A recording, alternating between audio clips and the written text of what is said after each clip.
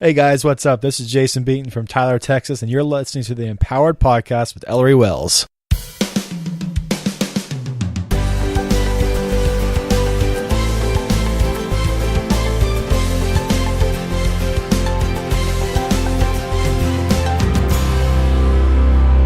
Thank you for tuning into the Empowered Podcast today. I'm excited about today's guest, as I always am, but this guest is of particular interest. One of my readers and listeners, Paul Martin, said, "Hey, Ellery, I've heard this guy's story. I watched his videos. I've seen what he's up to, and you got to check him out." So that's how I got connected with my guest today. And if you are interested in having me have a guest on the show, you would like me to dive into their story and share what they've been up to with their life, send me a note. Go to empoweredpodcast.com. There's some contact, link to go to contact me, some of those kinds of things. Just send me a note, tell me who it is, how I can find them, and I would love to feature their story on my show on behalf of you. So with that said, today's guest is Michael Peggs. Michael, how are you doing today? I'm well, Ellery. Thank you. How are you? I am doing just fine. It's a beautiful day in Texas. Where are you? You're in California, right? I'm not. I lived in California for a number of years. Before and afterwards, returned to New York City. So I'm in Brooklyn, New York today. The other coast. That's right, the colder coast. There you go. As soon as I said perfect weather, I'm looking out the window here, and I knew the California part of your story, and I was like, well, I can't claim to have better weather than California. That's what everybody from there says. It's beautiful unless you live in the San Francisco Bay Area, and then it's similar to Seattle, which most people don't know. But look, it's better than the winter here, which is coming soon. So I can't speak much. Is Brooklyn where you're from? I'm from Philadelphia, Pennsylvania originally, but part of my story, I've moved around every year for the last 10 years, so pretty much everywhere is home now. Wow, that's a lot of moving, and I did that when I was in college. Yes. I think I lived like 7 or 8 different places in 4 years, so I know a little bit about that, but not for 10 years.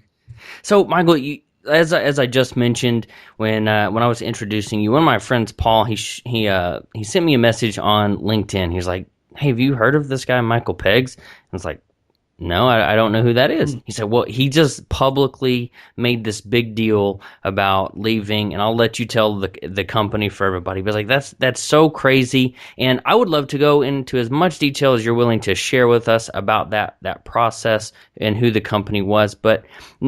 And if you want, why you left, but also the transition of going out on your own. You didn't just jump into another company. You're starting something new. Mm-hmm. Can you give us some of the background, the process, the why you left, why you moved forward in the direction? Can you provide some history for us? I'm happy to, Ellery. And first off, thank you for welcoming me to the Empowered Podcast, and frankly, thank you for Paul for recommending my service right here. It's amazing today. There's only 6 pixels of separation between all of us, and Paul, I'm in your gratitude. So thank you. To kind of jump into it, on October 3rd, 2014, a couple days ago, I left Google. I worked at Google for 4.5 years. It was one of the best experiences in my life, and it's part of the reason why I had to go. The story actually begins years beforehand when I went to college, small business college in Massachusetts by the name of Babson College, and started majoring in finance and entrepreneurship. I wanted to be Gordon Gekko. I wanted to be an investment banker, even though I had no clue what that meant, like most people. They just see the money and the flash and sizzle, right? Exactly. You see all of the trappings of success as someone else deems it. And it was the money, it was the prestige, the fancy suits, New York City. And I wanted that, having no clue what the actual work entailed. I went to work on Wall Street, 18 years old, and I remember this like it was yesterday, Ellery. I left my first day and I went to go play the lottery because I did not know how I was going to get out of this rat race. And it ultimately took me 10 years to leave Wall Street, go to the Silicon Valley, work at a small startup, and ultimately work for Google to build a life for myself outside of kind of employment and towards a path of entrepreneurship. Did you feel I just by the math, I'm assuming that puts you in the early to mid 30s. You don't have to tell me if you don't want A to. little younger, but we're close. Okay. So, did you feel like that was what you were supposed to do when you went through, junior high or middle school and then to high school? Did you just feel like that was what the expectation was? I did, particularly going to a business college. Babson's the number one entrepreneurship college in the country. You can only major in business. So marketing, finance, strategic management. So you're around a very particular type of person. And most of us wanted to go into investment banking. So yes, I did feel pressure from my students, or rather from my peers, and things of that nature. And so I did what was expected, which was going to Wall Street. I graduated in 2008, right before Bear Stearns and Lehman's collapse. And so it was a very interesting time to be on the street. And to the degree that you see a sign that this is not right, that collapse spoke to me. So I think there's times in your life when you have to pivot, to use a tech term. And it's years in the making. I interned for 4 years, every summer, including my school years. And it took a while to kind of build up the courage, if you will, to act. But when I did, I left the East Coast and went far, far west. One of my very first interviews, Michael, was with a lady named Farnoosh Brock, and you may have never even heard of her, but she, I don't know if she really talks about the part of her story where she used to work, but she actually got an opportunity to go and work at Google, and she turned them down because she I've been following her on Facebook all of this week, and she has been all over Europe, all over the Middle East, the Philippines the last month and a half, just living, I don't want to say living the dream because that sounds really cliche, but she's working from anywhere at any time of day.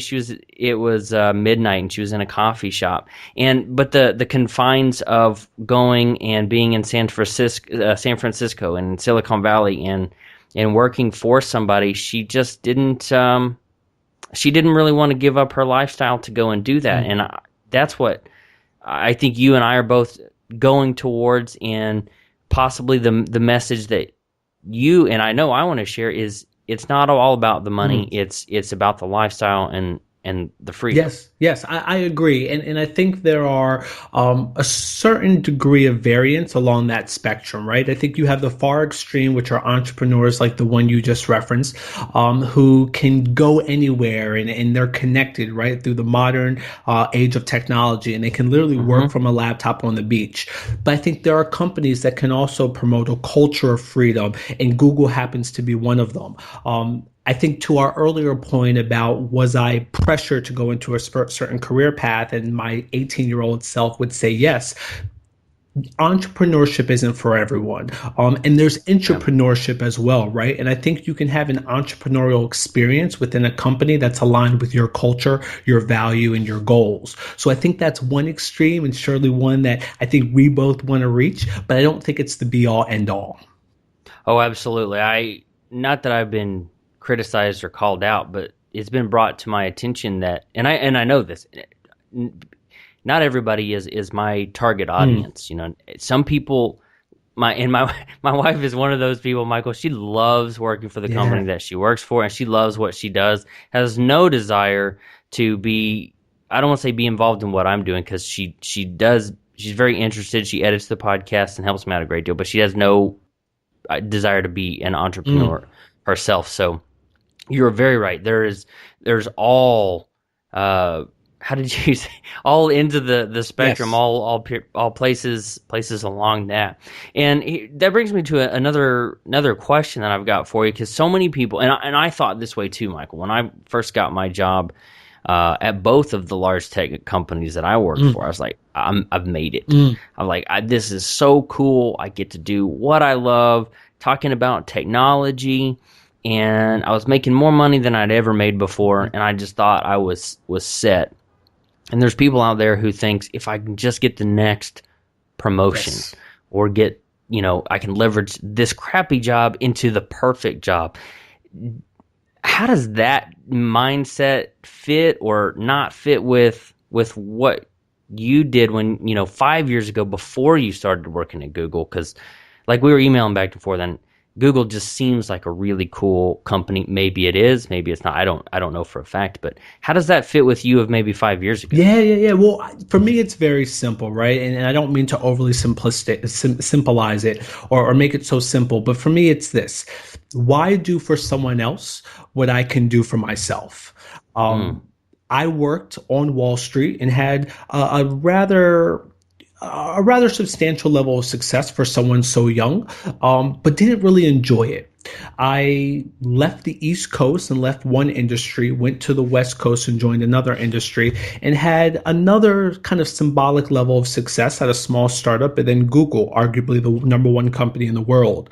And I looked around and I said to myself, if I'm able to achieve this with by any outside measure of success looks good for someone else, just imagine if I kind of exert those energies towards something for myself.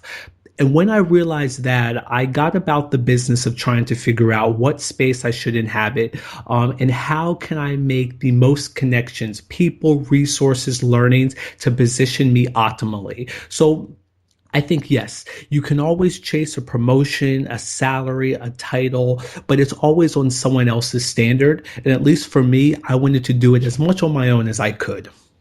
You've had a lot of success, like you were saying, with Wall Street. And what if somebody out there is listening and they haven't, got sales rep of the year or stockbroker of whatever, or, they're not quite as accomplished, but they're not really happy with where they are.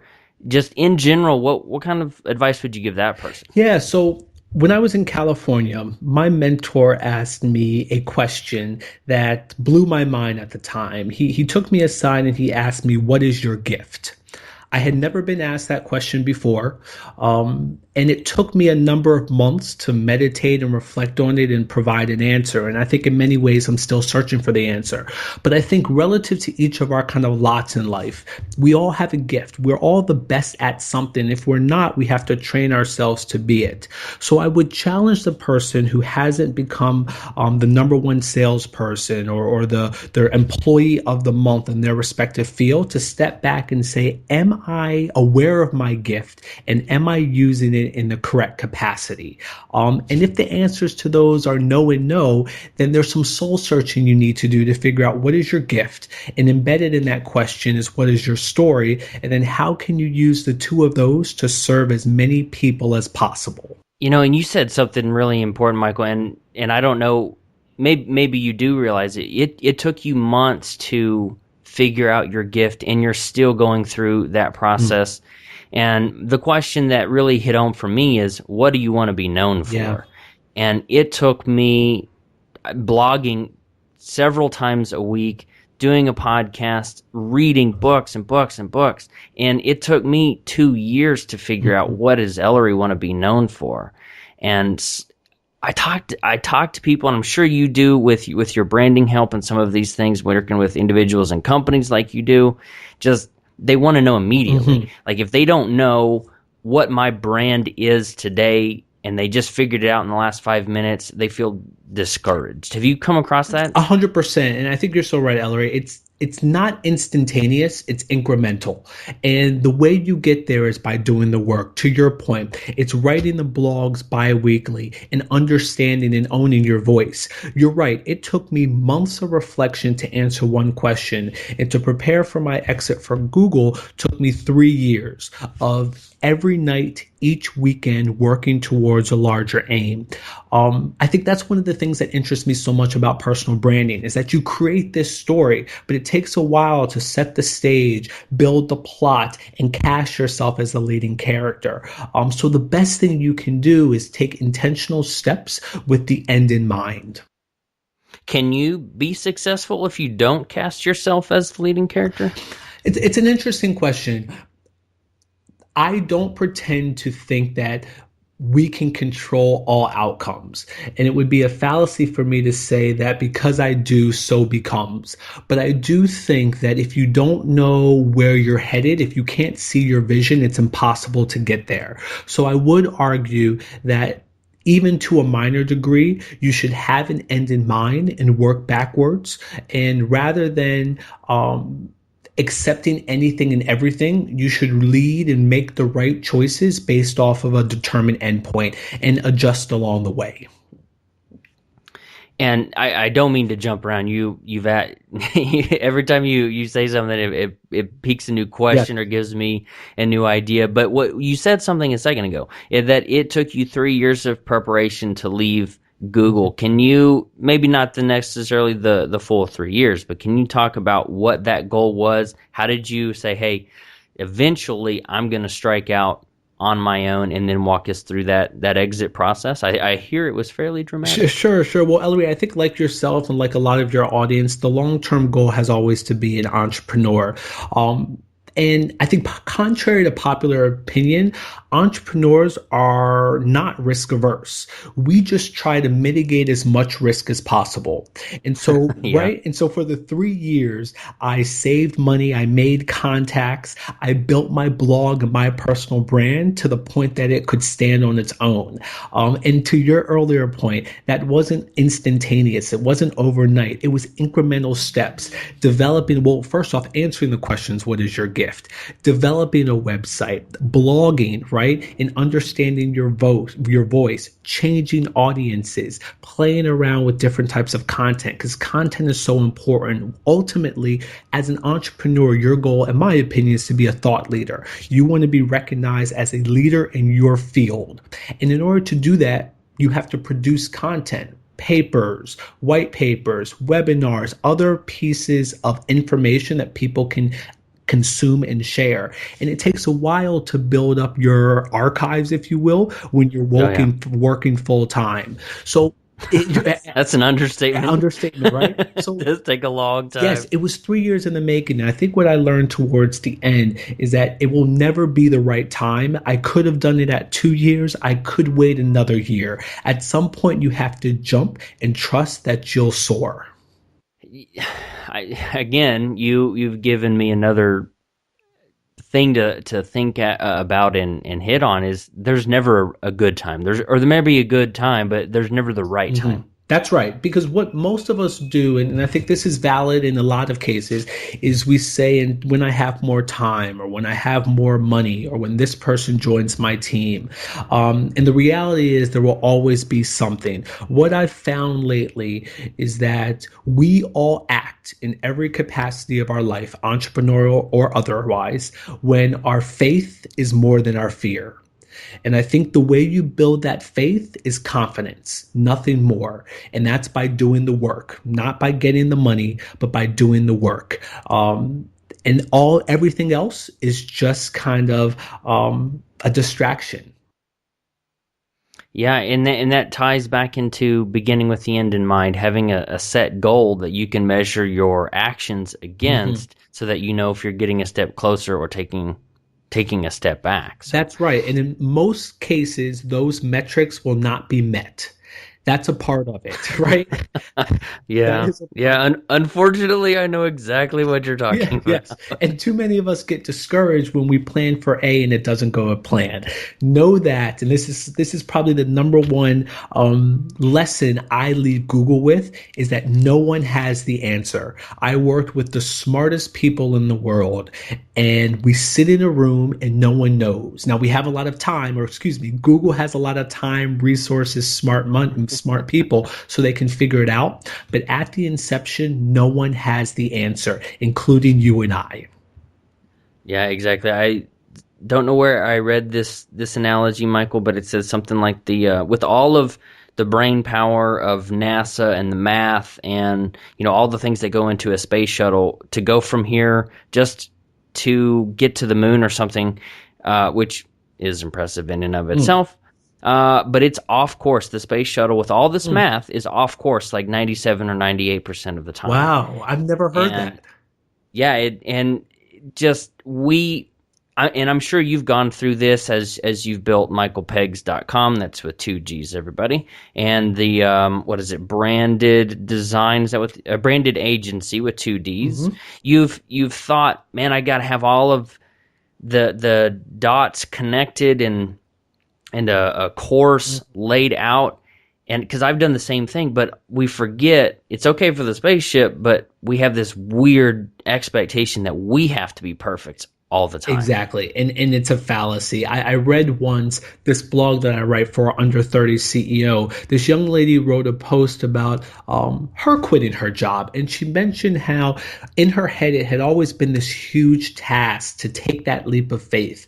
But she broke it down into minute steps. And what she realized is that she really only needed, and I say only with an asterisk, but she really only needed $1,500 a month in order to leave her job. If she cut her costs and paid for rent and the bare essentials, she could get by on $1,500 a month. So she didn't need to go into any VCs or go to her family for private funding. She just needed to make a passive side income of $1,500 a month. And that was a small task she could do that was easily comprehensible versus these large metrics based off of nothing that when you don't meet them, you get down in the dumps and you fail to pick yourself up.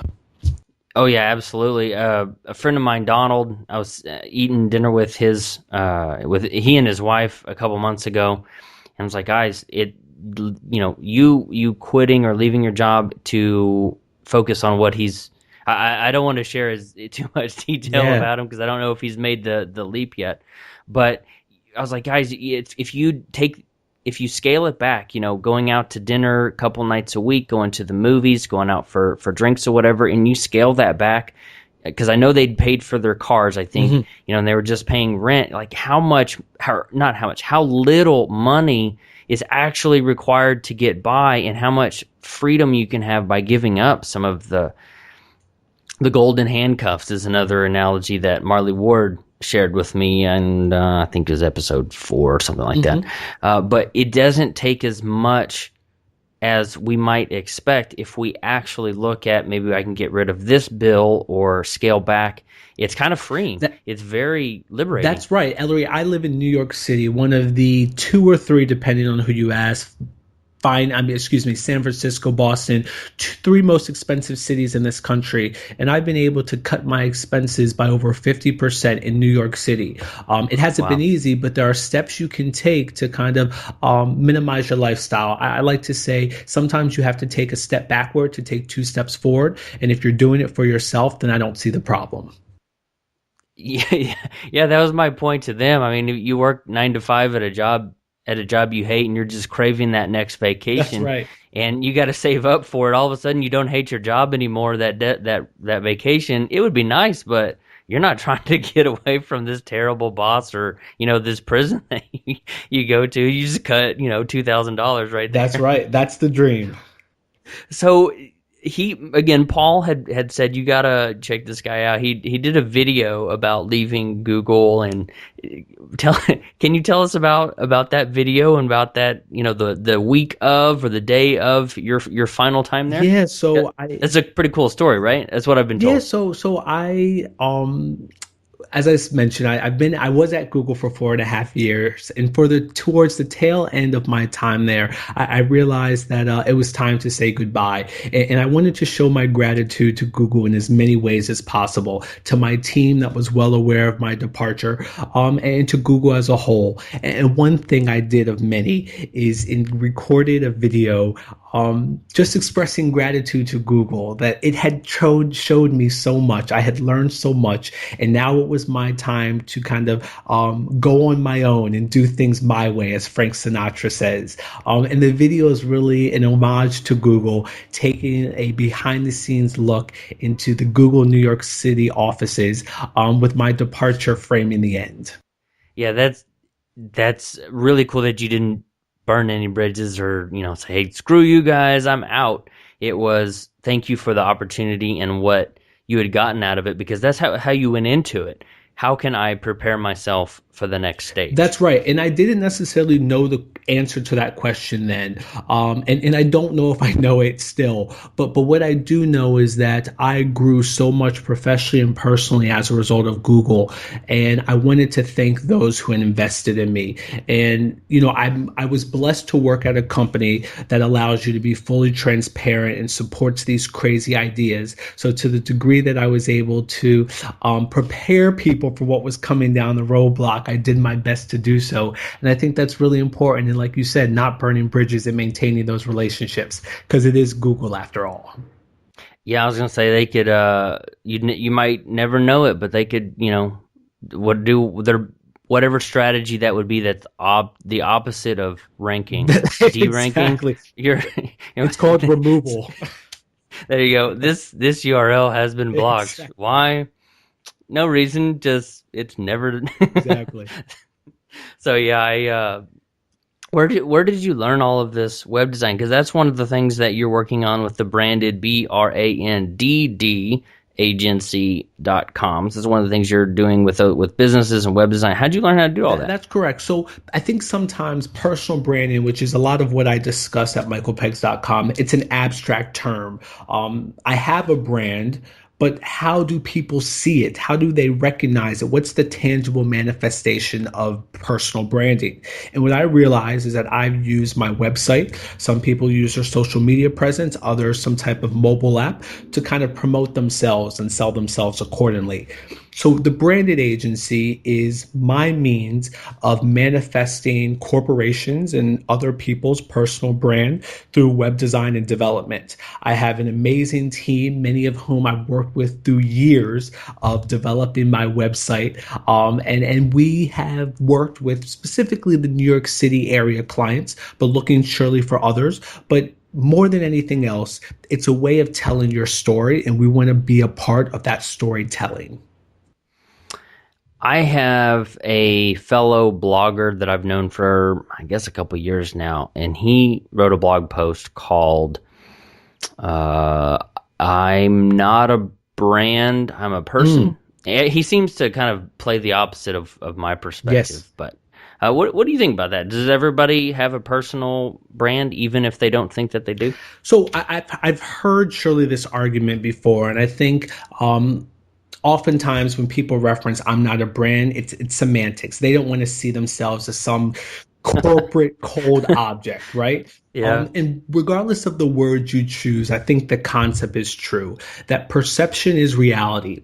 And you have to really manage people's manage your reputation in people's mind. And the reason is simple, right? Because they are decision makers. We don't control everything in life, from graduate school admissions to investors to your hiring manager. You have to influence people.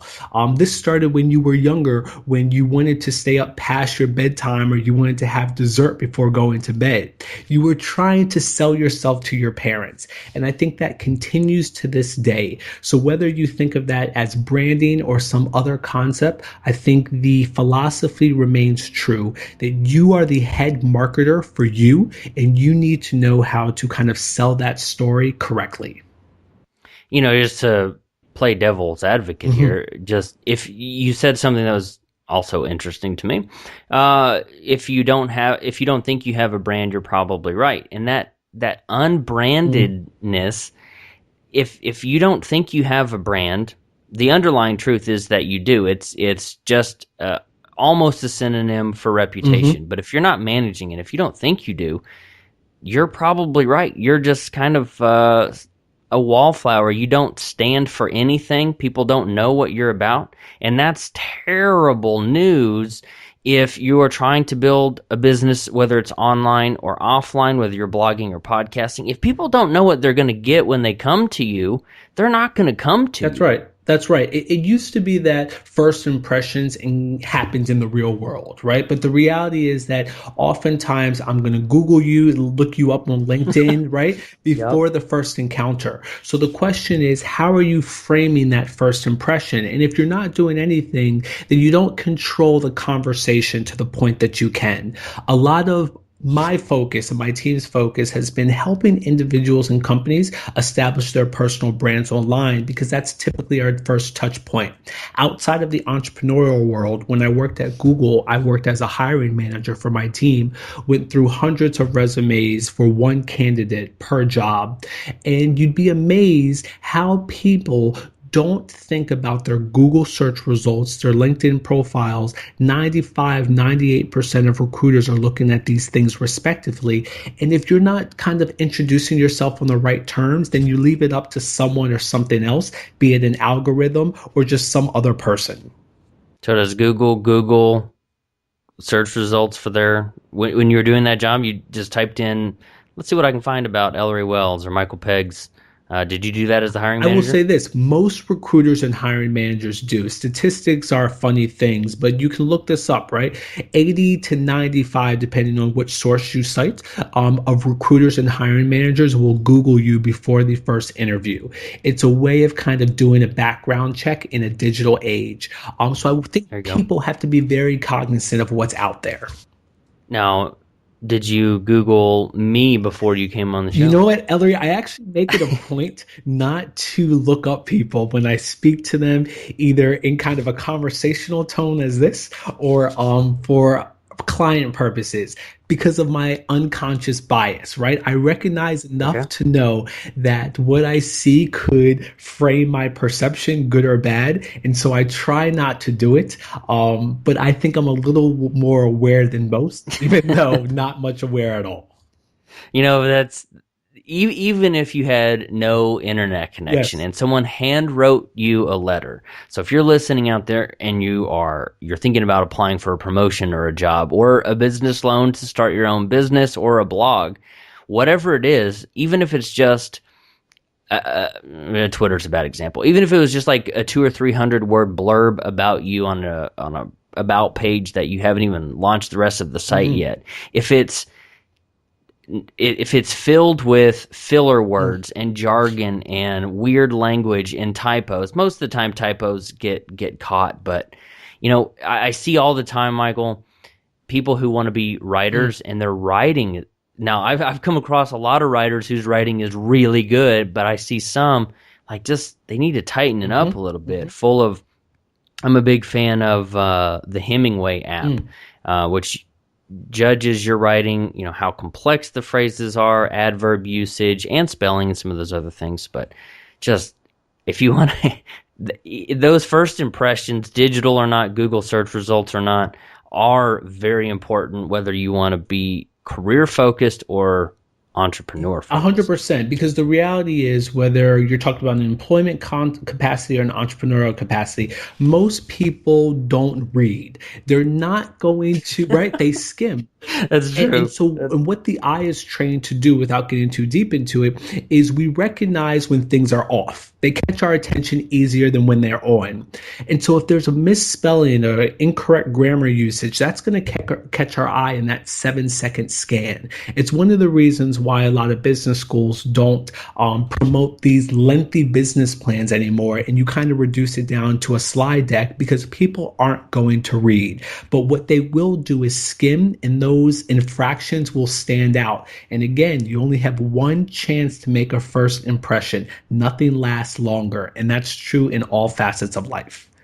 Yeah, well, again, whether online or offline. What is the personal brand of Michael Peggs right now? So right now, it's all about service. What I've realized is that this is a lesson I learned from Google. You create amazing content, you give away most of it for free, and you try to monetize a very, very small portion of it, and that'll net you $50 billion a year. Overly simplistic, but that's what I've learned from Google. At this point, Michael Peggs is all about serving. 99% of the content on my blog, mostly personal branding career, is given away for free. These are courses, ebooks, blog posts, webinars, soon to be infographics and other kind of visual mediums, because I think when you do for others, they will do for you. It's Paul's kindness that allowed me to be on your podcast right now, and I'm hoping that he got something out, and that's why he recommended me to you, Ellery. So right now, the Peggs brand, outside of personal branding and career, is just one of service. That's awesome. Would you suggest anyone who's looking to build a business on or offline, would you think blogging is an effective strategy to do that? It's a good question, and I'm glad you asked. I think blogging is one of the preeminent ways still to build your personal brand. And it goes back to something I said before. It's about thought leadership. And there's many different ways to kind of show your expertise, including podcasting right here, right now. I think blogging, there's no barrier to entry. Blogger, WordPress.com. These are all Tumblr in many ways. These are all free platforms that take seconds to set up and that you can begin putting your thoughts and showing your expertise out there. I think this builds a larger question as to what is expertise and what happens if I don't have it. But assuming you have a voice, and I think we all do, you can begin to hone it and target a certain audience by blogging. And it's simple and straightforward as anything could be. Well, I've got a weird question for you. You might have to draw from your 4 years there at Google. Please. But one of the SEO reasons, for those unfamiliar, that's just how likely you are to pop up in the search engine. SEO is search engine optimization.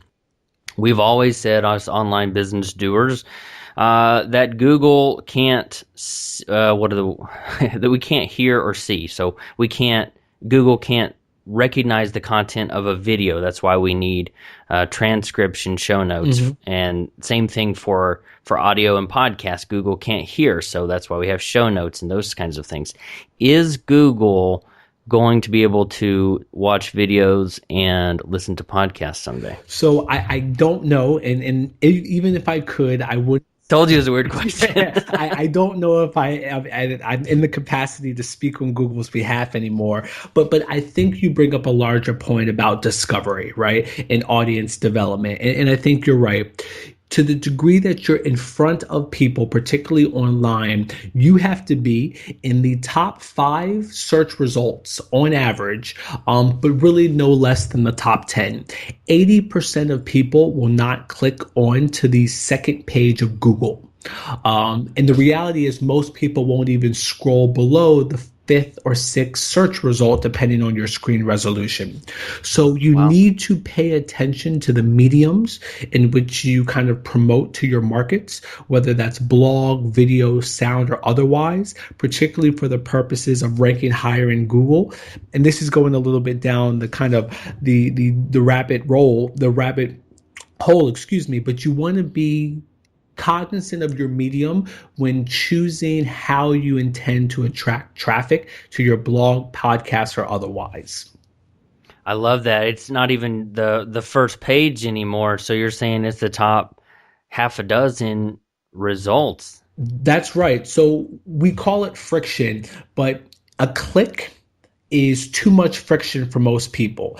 That necessity, right, to click on something will remove 60% of people for the equation.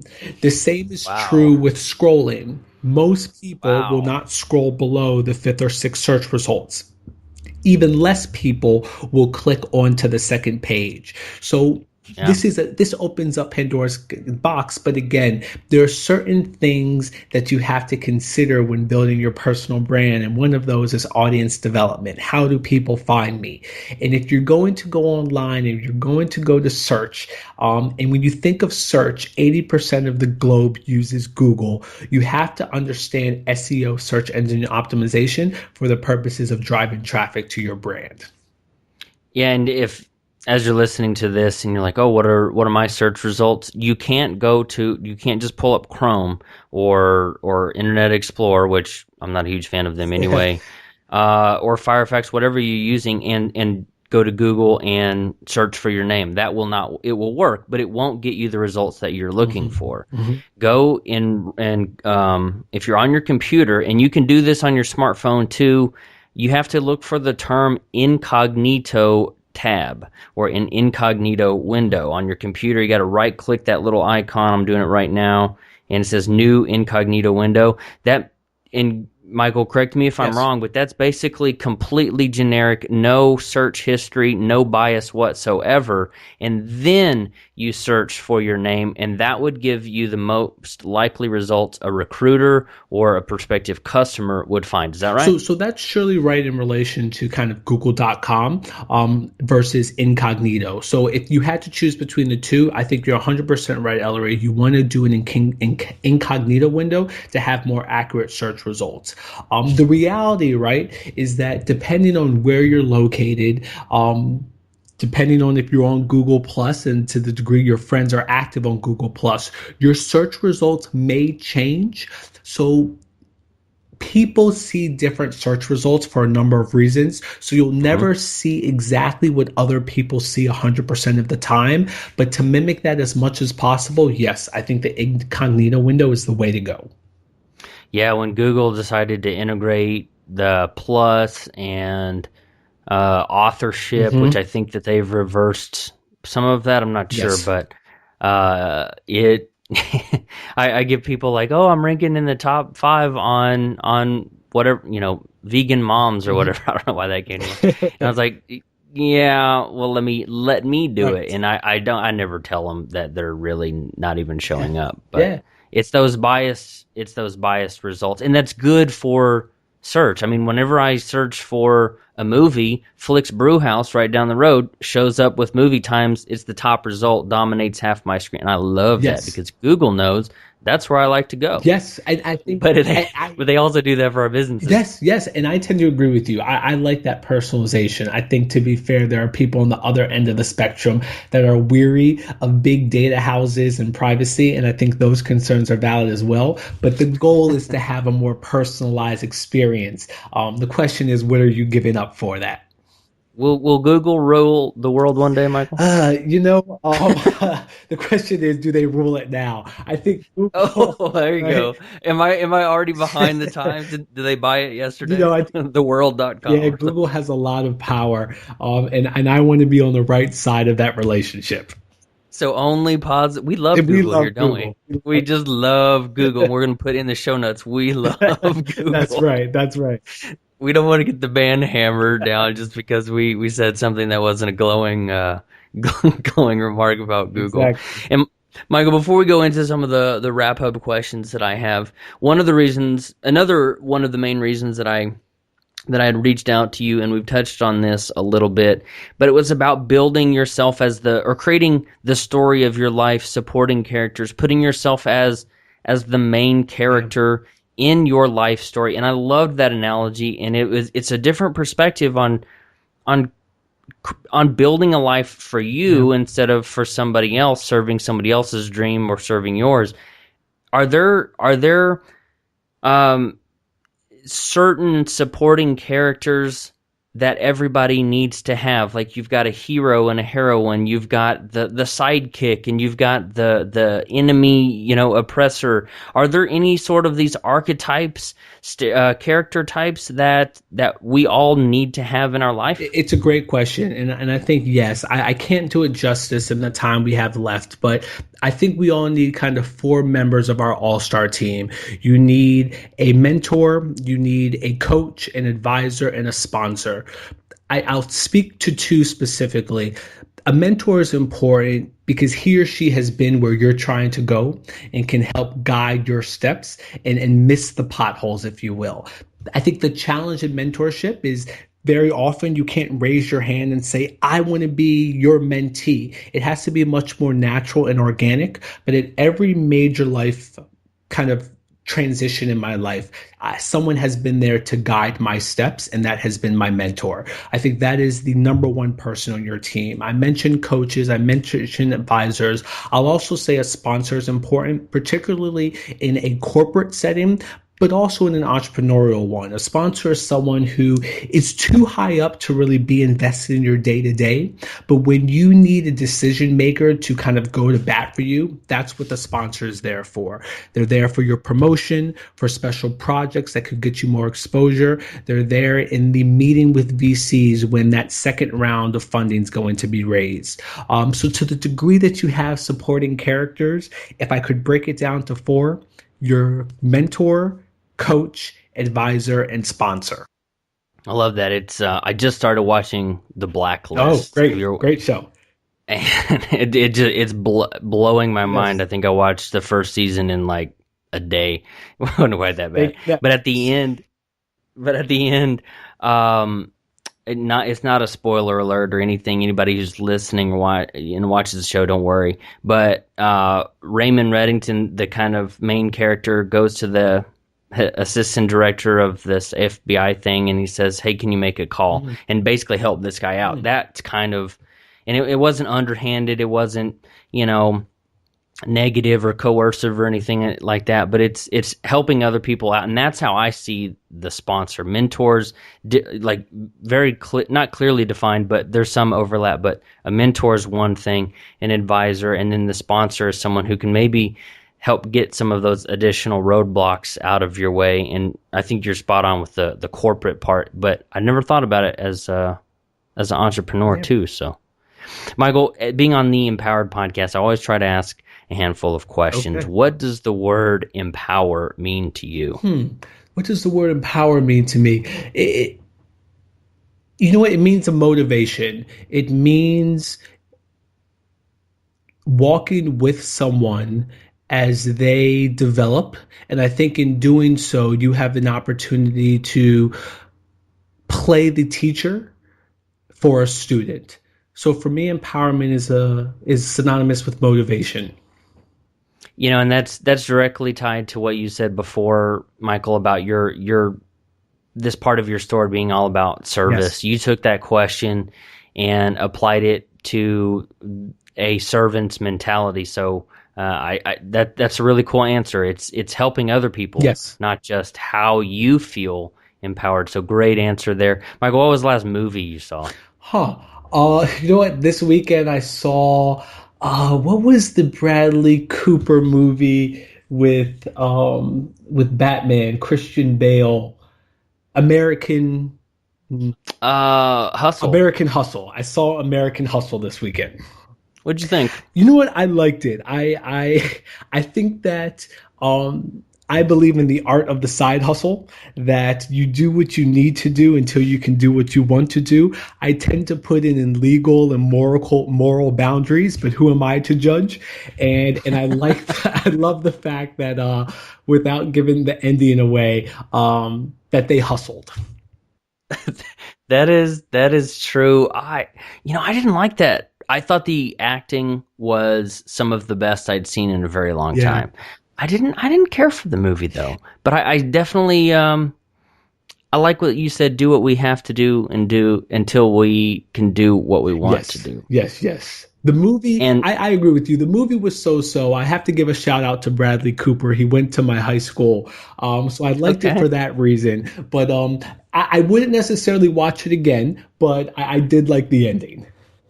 Now, just because it came out this week, and our interview will air here in several weeks, so it won't be timely then, but it's timely now. Yes. Are you a like a superhero Marvel type fan as well? I am. Would you actually, when this releases, unless I'm 8 months behind, which I'm not, this movie will not have come out yet. Have you seen the trailer or preview for the Age of, is it Ultron? Is that the new A-Team movie? No, it's the new. It's like Avengers 3, basically. Yes. I have seen that. Yes. What that looks pretty awesome. It looks amazing. I don't. It was somewhat what do we call it? Dramatic irony. It seems as if this is going to be the last installment, which is unfortunate. But I thought when I was watching it, and this goes back to thought leadership, that Hollywood needs a reinvent. I love. Oh my gosh! Right? Yes, I love action movies. I love my heroes. I grew up on Ninja Turtles, Captain Planet, X-Men. I love to this day. But it seems like every big action movie is the second or third installment of a comic book series, and I think we need some ingenuity there. Yeah, I couldn't agree more. Love those kinds of movies. Avengers, fantastic. I'm a big fan of Joss Whedon, who did second Avengers, Buffy and all those shows. But I agree with you, Michael. it's not quite stale, but it would be very interesting to say, hey, this is a type of movie that we have not seen before. Yes, exactly. What a concept, right? Exactly. Well, Michael, thank you for spending time with me today. My last question is, what is one tip or piece of advice that you can give someone? Maybe it's the Michael of 5 years ago. Maybe it's the Michael of, I guess if my timeline's correct, 3 weeks ago even. Yeah. What's a piece of advice that you can give that person? It's very simple, and it's a motto I live by. Do you. You are a brand, you're a business, you are a person, and it's your job to market and sell yourself accordingly. Never settle for anyone else's story. Do you. I love it. Thank you, Michael, for hanging out with me today. It's been a pleasure having you on the show. If someone wanted to connect with you and say thanks for the advice, good luck with your branded agency business, where can I send them to connect with you? So my website is michaelpeggs, MICHAELPEGGS.com. And you can always shoot me an email at michael@michaelpeggs.com. Awesome. Well, thank you again, Michael. It's been a pleasure. Thank you, Ellery. Thank you for listening to the episode today. I want you to do me a quick favor. I want you to go and pull up your email app on your phone, or if you're sitting at your computer, like I don't know how many people still do that, but you're probably on your phone, your iPad, or your tablet or something. Just pull up your email and send an email to someone who has had a positive influence on your life in the last 2 years. If you have to go back a little bit, no worries. Just stay connected with people who have done good things for you or helped you in some way. It not only helps you be grateful, but it helps you stay connected. You never know what those connections can lead to. That's something I've done over the last couple of weeks, reached out to a few people and just said, hey, I hope you're doing well. And I wanted to stay connected with you and just say hello. That's all you got to do. That's my only request. Just send an email. If you do want to send an email to me, I would love to get an email from you. Just send me a note to ellery@ellerywells.com. That's ELLORY @ELLORYWELLS.com. Hope you have a wonderful day.